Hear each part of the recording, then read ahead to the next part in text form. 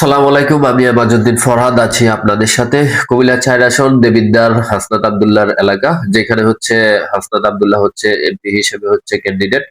তো এই আসনে হচ্ছে বিএনপির হেভিওয়েট প্রার্থী যিনি ছিলেন মঞ্জুরুল আহসান মুন্সী, ওনার হচ্ছে ঋণ খেলাপি হওয়ার কারণে হচ্ছে হাইকোর্ট এবং রাষ্ট্র থেকে ওনার প্রার্থীটা বাতিল করা হয়েছে।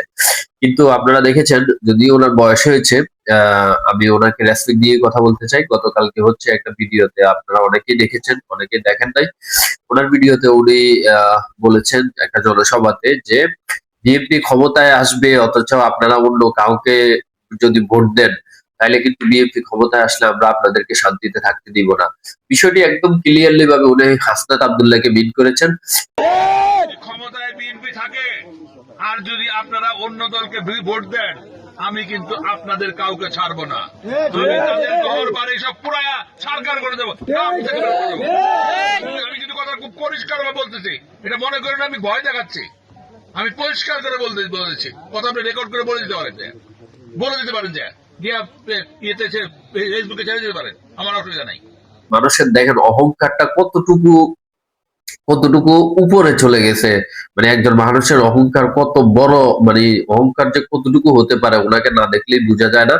আপনারা কারো কথায় কান না দিয়ে হচ্ছে দাঁড়িপাল্লার পক্ষে হাসনাত আব্দুল্লাহকে কুমিল্লা দেবিদ্দার ৪ আসন থেকে আপনারা অবশ্যই বিজয় ছিনিয়ে নিয়ে আসবেন। এবং যারা হচ্ছে বড় বড় অহংকার করতেছে, এই যে মঞ্জুরুল আহসান মুন্সী সহ যারা যারা বড় বড় অহংকার করতেছে শুধুমাত্র বিএনপি হওয়ার কারণে, এই যে তাদের অহংকার, আত্ম অহংকার, এই আত্ম অহংকার তাদেরকে একদিন ধ্বংস করে দিবে, এই কামনা আমরা রাখি। এবং জাতির কাছে আমরা, এই আইন শৃঙ্খলা বাহিনীর কাছে আমি প্রশ্ন রাখতে চাই, এই কথা মঞ্জুরুল আহসান মুন্সী না বলে যদি জামায়াতের কোন লোক যদি বলতো, বা ছাত্র উপদেষ্টাদের ছাত্র ছাত্র সমন্বয়কদের যদি কোনো লোক যদি বলতো, তাহলে এতদিনে মনে করেন মিডিয়া টায়াল দিয়ে আমাদের ইজ্জতকে মাটির সাথে মিশিয়ে দেওয়া হইতো। কিন্তু মঞ্জুরুল আহসান মুন্সী প্রকাশ্যে এরকম কথা বলার পরেও এখন পর্যন্ত রাষ্ট্রের পক্ষ থেকে, আইন শৃঙ্খলা বাহিনীর পক্ষ থেকে এখন পর্যন্ত তার বিরুদ্ধে কোনো অ্যাকশন নেওয়া হয়নি। কারণ আইন শৃঙ্খলা বাহিনী ভালো করে জানে বিএনপি ক্ষমতায় আসলে তো তাদেরকে আবার পা ছেটে থাকতে হবে বিএনপির। সুতরাং আগে থেকেই হচ্ছে তারা একটু কৌশলী অবস্থানে রয়েছে। তো আমরা এর তীব্র প্রতিবাদ জানাচ্ছি এবং মানুষের কাছে রিকোয়েস্ট করবো, হাসনাত আব্দুল্লাহ